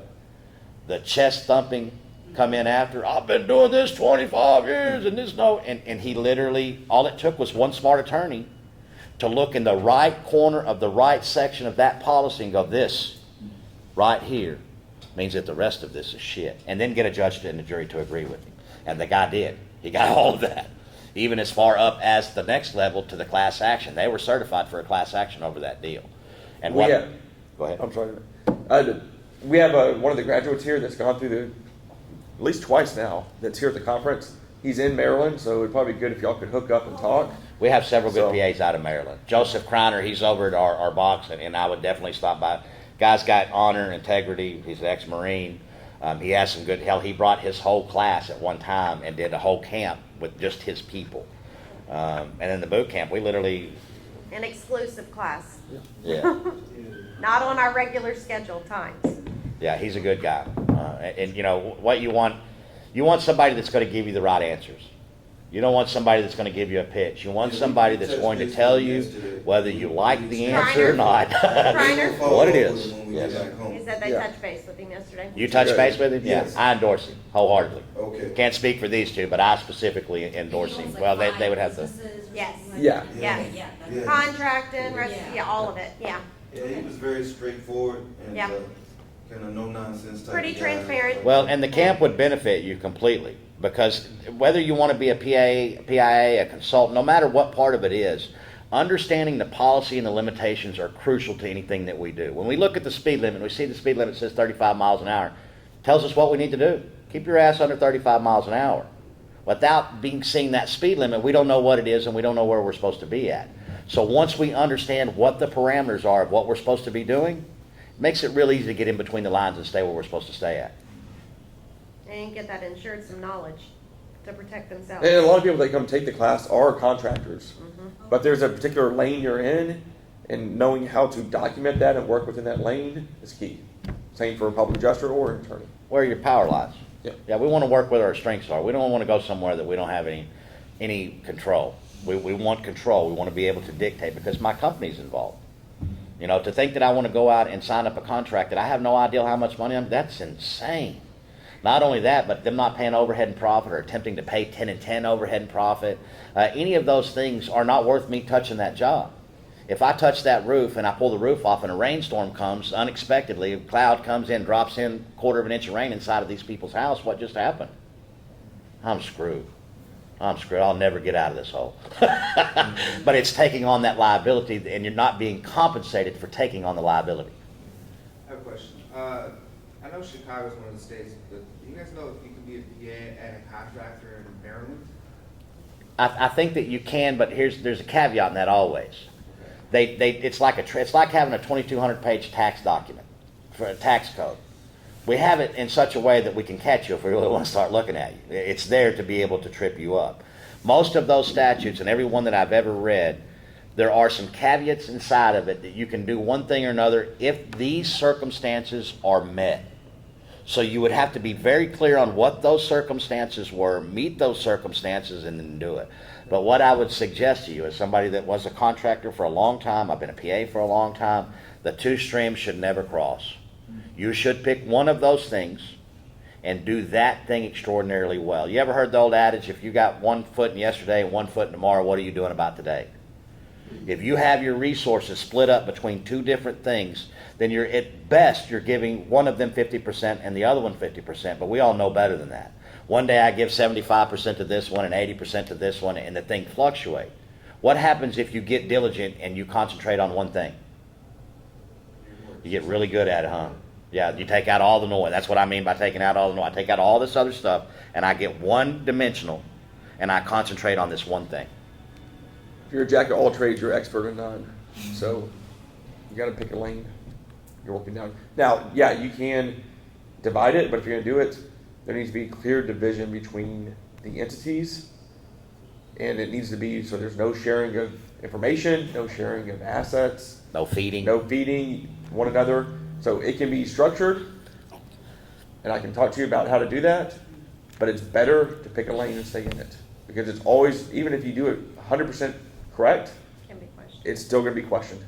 And that Lon Smith attorney's gonna find your ass Yeah. and find out where the question is broke and then fix it. Okay. Yes, sir. Yeah. Okay, so my next question is, we do a lot of insurance claims. Obviously State Farm is the biggest one. We have a lot of times where there's step flashing, apron flashing that aren't on the estimates. Sometimes it's, thousands of dollars. And Oftentimes, yeah. sometimes they pay it, sometimes they don't. Because they're like, oh, it wasn't direct physical loss to the storm. How do I get that paid for when I'm removing it whenever? As a contractor, I would get about 5 of those in my deal where I could easily grab a hold of them. And then when I talk to them about the flat, it should be in the initial valuation that you send to them. Well, whatever they're sending over the first time, it should be in there. And if they're not paying them, then you show them where they've paid them before. Other than that, you don't have a lot of recourse. You don't have a lot of argument as a contractor. You can show them previous, like, you did it here, why not here? But that's pretty much where you stop. Okay. If you have a really good relationship with a good PA, a good, moral, honest PA, Okay. they can actually be your best friend, especially if you got a couple hundred jobs going and you're having people scream at you because you can't get approvals on insurance claims because the insurance company knows that you won't, and then it stops your referral system. Yeah. If you get a good PA in between you and the insurance company, you have a buffer that you're not being hated on because you're not performing.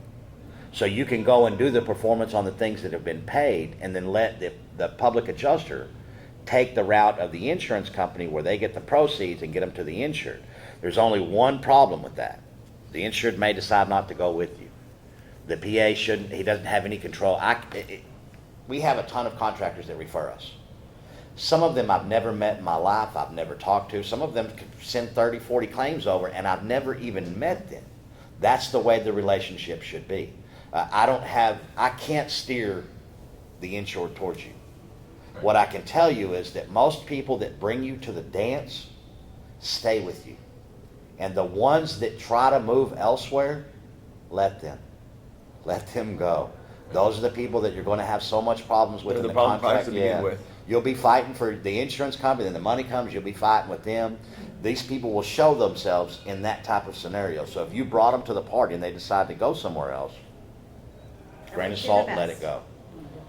So I would say 95% of the time, I'm doing a supplement to them after the job is done. I say, Are they legitimate supplements of stuff that you missed, or is it stuff that you were backdooring? It's always flashing, because when I take it off, I mean, there was a job the other day, it was 2 layers, I mean, all the apron flashing, along the whole. See, front of the flashings are house. peculiar, and they're a good thing because it's really simple. Look at any of the manufacturers' products on their installation deal.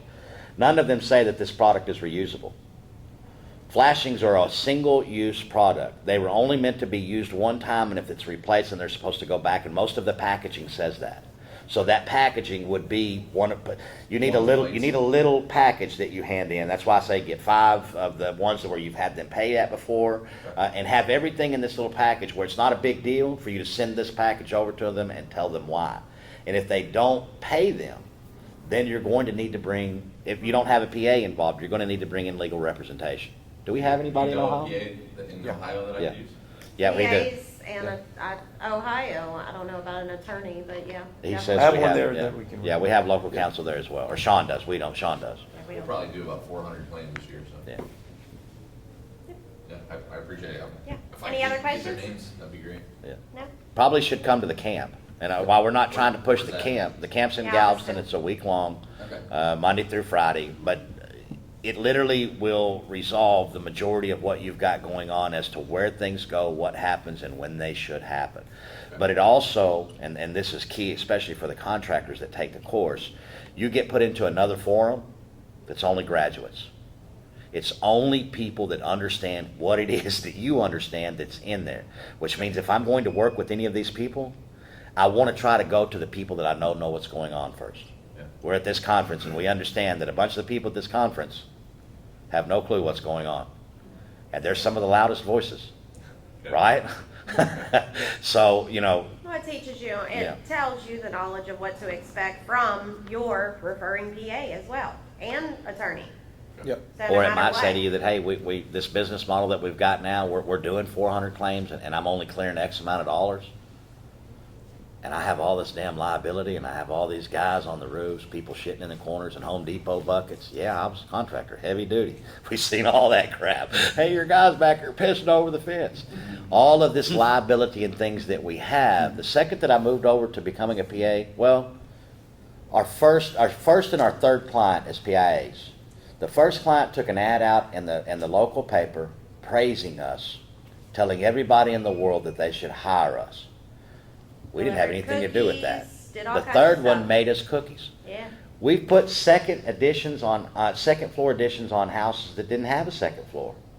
And those assholes never baked me cookies. They never put an ad. When we were done, we were happy to be away from each other. I'm tired of your Yeah. shit. You're tired of my shit. You go that way and I'm going this way. Job's good. Everything's fine. But we're not friendly anymore because if this was, most people don't understand any kind of renovation, whether it be insurance, whether you're adding a room addition, whether you're doing whatever it is. Stressful. Stressful. Nothing's It happening. takes time. Nothing's happening. And then all of a sudden the sheetrock goes up and they're like, oh my gosh, y'all got so much done. No. Yeah, there's You a bunch of had to background get the shit in there. foundation done first. You had to get everything else done first. So yeah, it was ridiculous. And the overhead from being a GC to PA is like substantial savings of money. Well, you start to Yeah, learn, and you know, all of there's a, you know, we were talking about macro this morning, Shaun and I were, and his thought process on things, and this is a perfect, how would I say that? This is a perfect correlation between what he does and what a PIA does.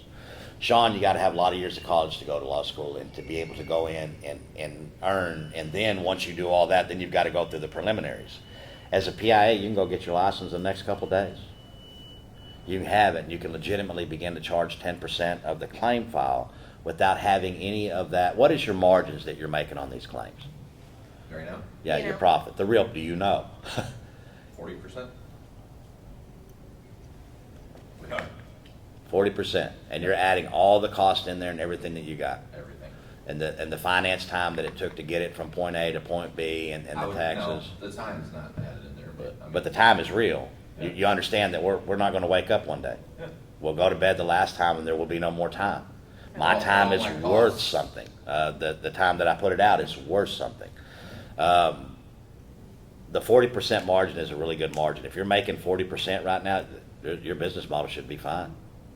But I suspect, and this was me, I thought I was making a lot more money than I was until I actually got an accountant involved, and the accountant said, look, look here. You paid people some money to do some of these jobs, and you didn't make anywhere as much as you thought you did, but we didn't actually know till we broke it down and we put it out, and the tax person got a hold of it and said, okay, we've done away with all of the write-offs that we can do, we put all the cost out that we can do, and this is what you have left over. What? What happened? Yes, Go I ahead. was gonna say, because our margins are around 40% Yeah. too, but that tax bill almost like. Well, I think that oftentimes we're not counting the true cost, as we talked about just now. That was just one issue that we talked about, time and the financing. Does anybody give you free money? Not unless you have really good credit and they're trying to get rid of whatever it is that they have. So if you're financing all of this stuff, what you're doing is you're subsidizing the insurance company's profits by allowing them to use your money to finance and make more money out of it, and they're not giving you anything for it. Are you a DBA or LLC? LLC. Same. Good. But we're gonna go to S corp. Why? The tax guy downstairs with the hat on. Get a couple of Buy opinions. the Audi? Yeah, get a couple of opinions. Wait a minute. Yeah, get a couple of opinions. Yeah, we don't want to shit on anybody or what they're doing, but what I would say is before you made a big She said one. honking leaking, did you pay that guy? No, So that information was worth what? 0 for free. Yeah. You're not Yeah, paying you me should pay the either. people- However, I'm just letting you know, in 1965, they did the S Corp LLC. That allows anybody under 3.2 mil to file, get extra write-offs. And yeah, We have a bunch of companies No. and we go through this often, is why she does all that. Wait, why is it bad? Huh? Why is it not a good idea? What do To you go mean? to an S corp because you're gonna limit yourself on your write-offs, your meals and expenses time away from traveling. They won't be allowed to be written off. You'll be limited on all kinds of things if you get away from, you can have an S corp LLC. So that's the way that you need to go, as long as you're under 3.2 mil a year. That way you can still have additional write-offs, and the meals and entertainment and travel and all of the uniforms and all of that stuff is not a 50% rather than 100%. Do you have a tax person that you might be able to refer me to? In Ohio, Maryland. Maryland, Yeah. He's Ohio, Maryland. you got some of your attorneys that might Joseph know would, an Joseph accounting. would be good to I ask asked that around, question I'm not because sure. And whoever yeah, he uses Joseph Kreiner, would yeah. understand what you're doing. I got you. Yeah. But let me ask you a simple question. Do you want to give me advice for free? Nope. Your services are worth something, right? Your knowledge and everything that you've built in your entire life to get you to where you are today, not free. Exactly. Expecting somebody to give you tax information, legal information, insurance information without actually paying for it, you don't want to do it, right? Number one rule, don't do something to somebody else that you don't want done to you. If you're going to want to use that information for your business or for any purpose, hire somebody, pay them, and then hold their damn feet to the fire if Yeah. something goes wrong. Yeah. That's why you hire, and what we're doing is we're removing the liability from you. You hired somebody that was licensed to do this thing in this way. If they mess that up, they should have an errors and omissions policy that covers them and covers you in the event that that costs you a bunch of money. But you won't get any of that unless you issue payment. Payment has to be tendered, they have to make a legal contract, offer an acceptance, there has to be some things going on. But once that's done, you should have a better peace of mind than at any other time because you've actually took it to the people that were supposed to do it and allowed them to do so. And then got the best options for you because, you know, your business model may be completely different and your accountant may look at it and say, hey, you know, the S-Corp is not good for you because of this one outlier. Yep. And that's the main point that I'm trying to get across to. Nobody will ever know until that person knows what your books look like and what you're trying to do with them. So anybody trying to give you information out of that is just some free information that they're telling you that you should maybe look at this direction. So just to clarify, Melanie, I know this is financial information, not financial advice. But you have No, three. you should always consult an accountant. So Good you have disclaimer from both of y'all. Yes. Yes. He was out of trouble. Got it. So we have three entities: LLC, S Corp, and LLC treated as S Corp. Your personal preference is LLC treated as S Corp. No, you have a C Corp, S Corp. LLCs are just limited liability companies. You can do different incorporations and different elections. But S Corp LLC is what's there for $3 million or lower, and it gives you additional write-offs. But always consult with an accountant because I am not giving accounting advice. I'm just saying you need to definitely go to the accounting. Okay. So LLC treated as S Corp. Correct. Is my opinion that public Understood. adjusters should stick And with. the fishing that y'all are doing right now is excellent. Getting the answers, getting the information. You wouldn't know the right questions to ask this person unless you got some of this free information to kind of guide you in a position to go towards that, to where you're actually asking some questions that the person can answer. The And if main they thing can with answer those, then you accountants need to find another is you accountant. need to see if they know about the non-employee compensation or the miscellaneous. How did y'all file 1099 miscellaneous or 1099 NECs? Or y'all employees.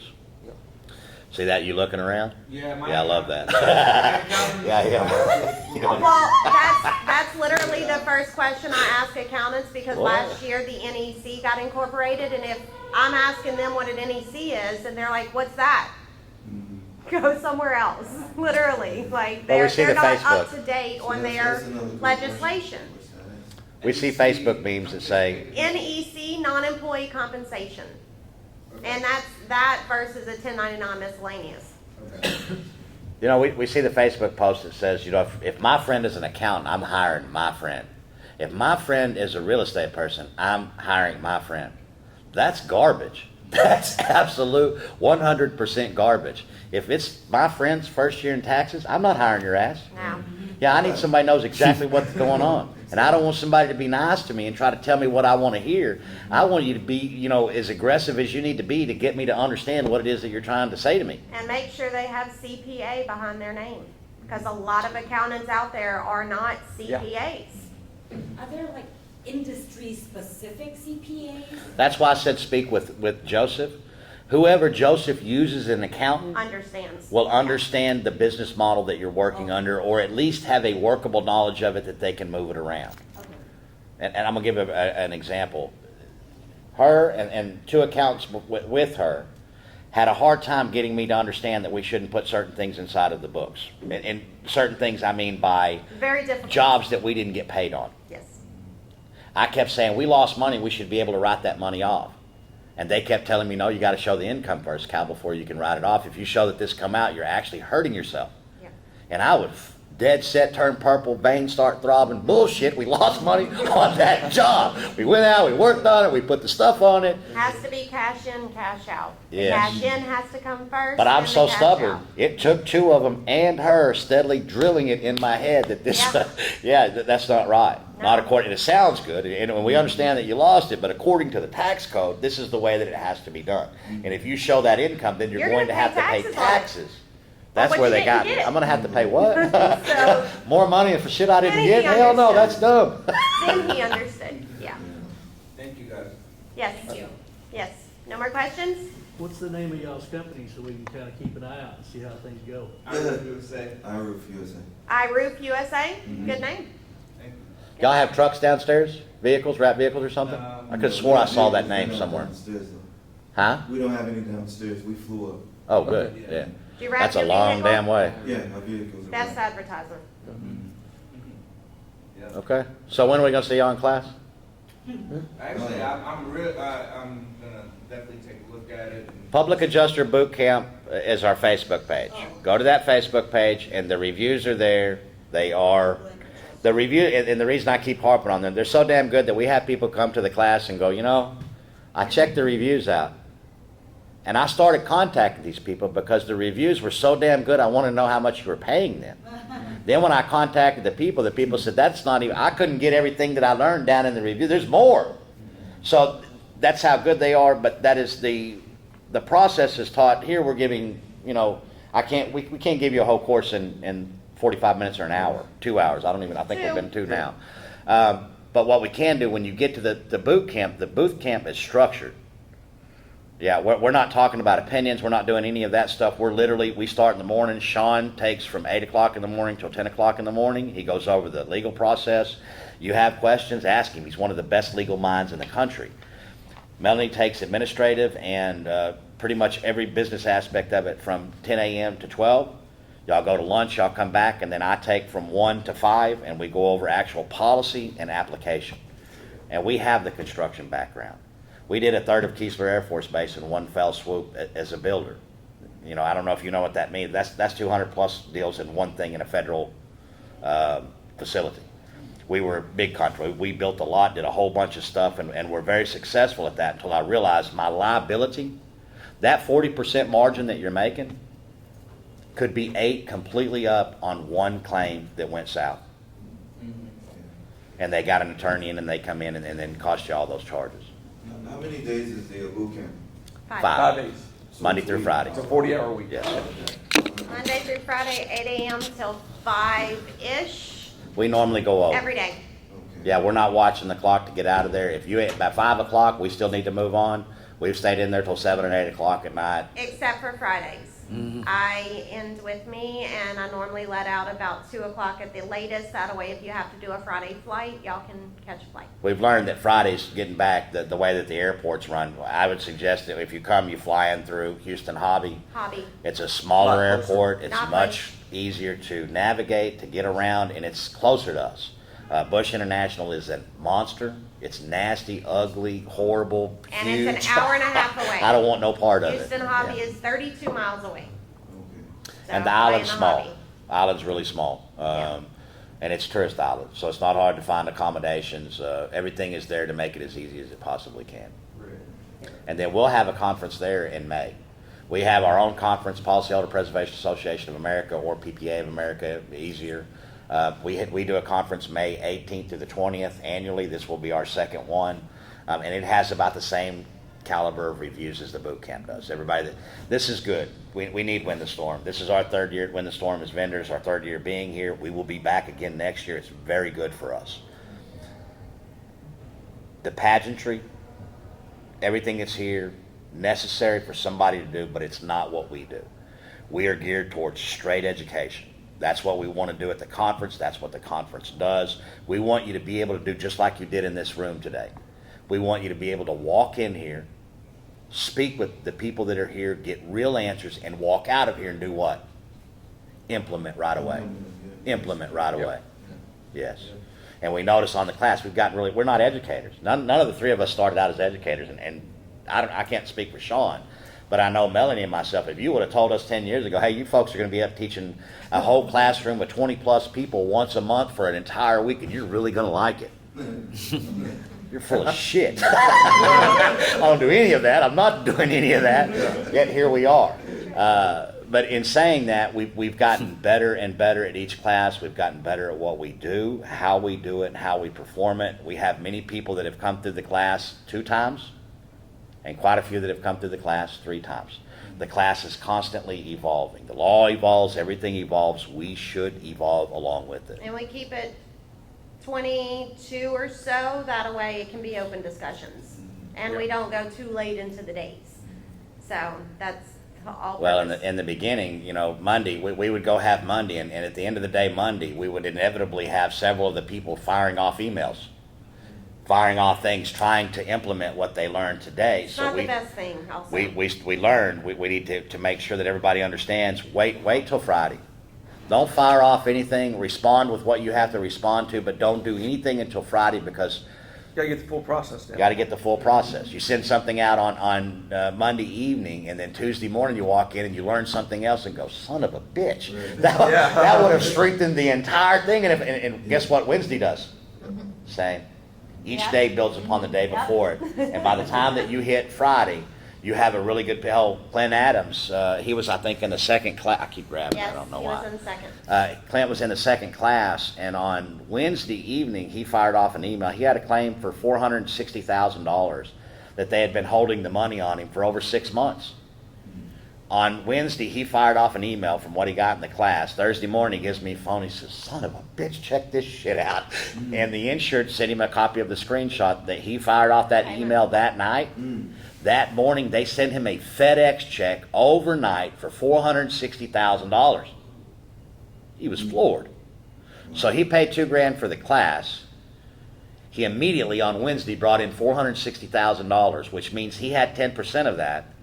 He made $46,000 in his return like that. We provide the contracts that we use. We provide there's not a single thing that we don't give inside the boot camp that we don't do as a profession. Remember, we own insurancebusters.net as well. Shaun Hodge Law Firm. We're not teachers. We're practitioners. We do this every day for a living, which means that the stuff that we're going to give inside of the camp is the exact same thing that we do. And in fact, the camp is in our office. So while we're having camp, the office is moving around you. People are coming in, and it's not disruptive. Don't get me wrong. It's not a disruptive thing. It is simply the practice of us moving forward and doing precisely what we're supposed to be doing.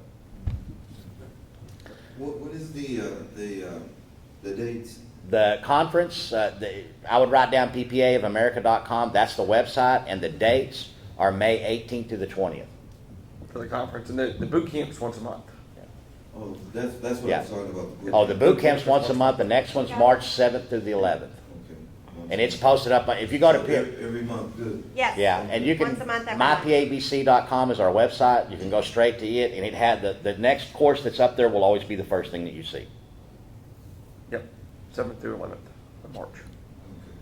April Okay, I got one 7th through last the question. 11th, too. Go ahead. April's the 18th through the 22nd. When is overhead and profit allowed to be paid? There's no allowance. It's due on every Like, claim. when- Due on Every every claim. claim. For it. It's not a Insurance- cost of doing business. Insurance is how many trades? That's what they say. How many trades is insurance? One? How many trades are the attorneys who defend them in these shitty ass suits? One? Do both of them?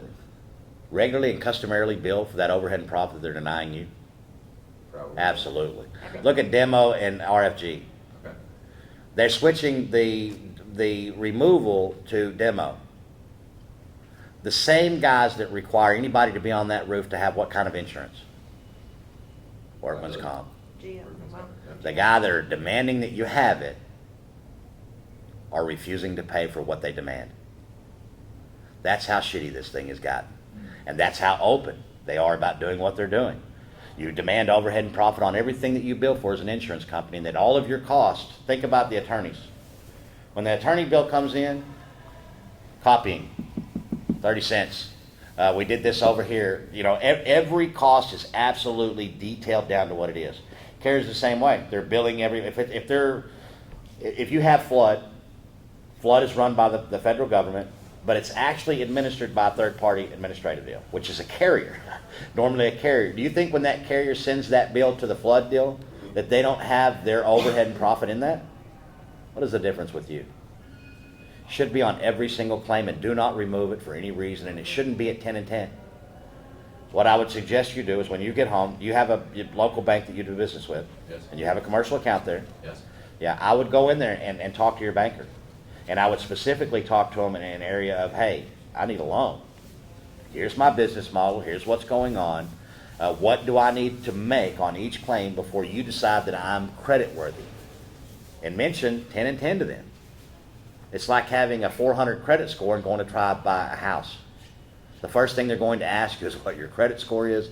If you didn't hit the 600-point barrier that they want, they're not even going to speak with you. If you tell them that when you do get paid, and let's look at it just common sense wise, I'm going to take this job, I'm going to take all the responsibility, I'm going to put everything on here and do everything that I can, and at the end of the day, if none of my people made a mistake, if I myself didn't make a mistake writing the valuation, all of this stuff had happened, the very best that I could hope to get would be what? 20%? Yeah, the reason that you need a loan is because you can't pay your bills off what you're making. You don't need a loan to expand. You don't need a loan to go do this other thing. You need a loan to make ends meet, which means what? You're not charging enough money. Okay. And I see that as being the biggest thing. And I hear the 40% often. I really do. And no disrespect to you whatsoever. But I found that every time that I started going down the rabbit hole trying to ask about specific things of whether they have been taken into the account, I almost every single time inevitably find a long litany of things that aren't being included. Then we start including those things. That 40% does what? Diminish. Goes down. And then we get down to that real absolute number and then ask the mortgage company, will you loan me money based on this model? And that answer will be the answer of why you need to charge overhead and profit on every single job. Again, we're not practicing. I'm not doing this to practice anymore. All my practicing shit's been done a long time ago. I'm going to work, and I should earn for that work that I have. And not only should I earn, but when I'm doing your work that's not paying overhead and profit, what am I not doing? The job overhead that does pay overhead and profit. So I'm taking away from what I'm doing to get this stuff done. While that is a choice, it's not a very good one. We're in business and we need to take the claim. And if I tell this person I'm not going to take their work, are they going to refer me? No. Where's most of the work come from? Door knocking and referring. Yeah. So all of those things are controls that the insurance company's gotten really good at controlling. Yeah, wrest the control back from them. Take the control back and put it back where it belongs. Insurance companies shouldn't be telling you what you do with your company. Your demand should be solid. It should be the real number, and it should be there from the beginning. Nothing changed unless you opened up the damn decking and you look down there and the rafter is rotted.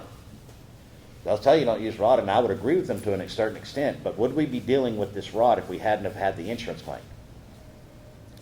Do I have something to put the decking back to?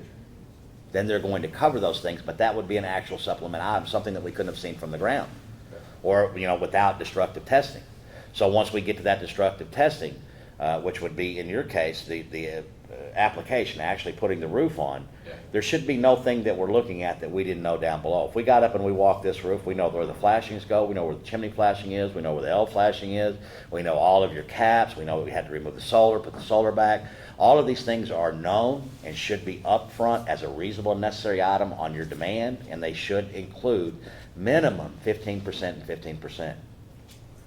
Yeah, that whole 10%, we have valuations from Allstate back when we first began of the 15 and 14 run on a cumulative basis as a standard.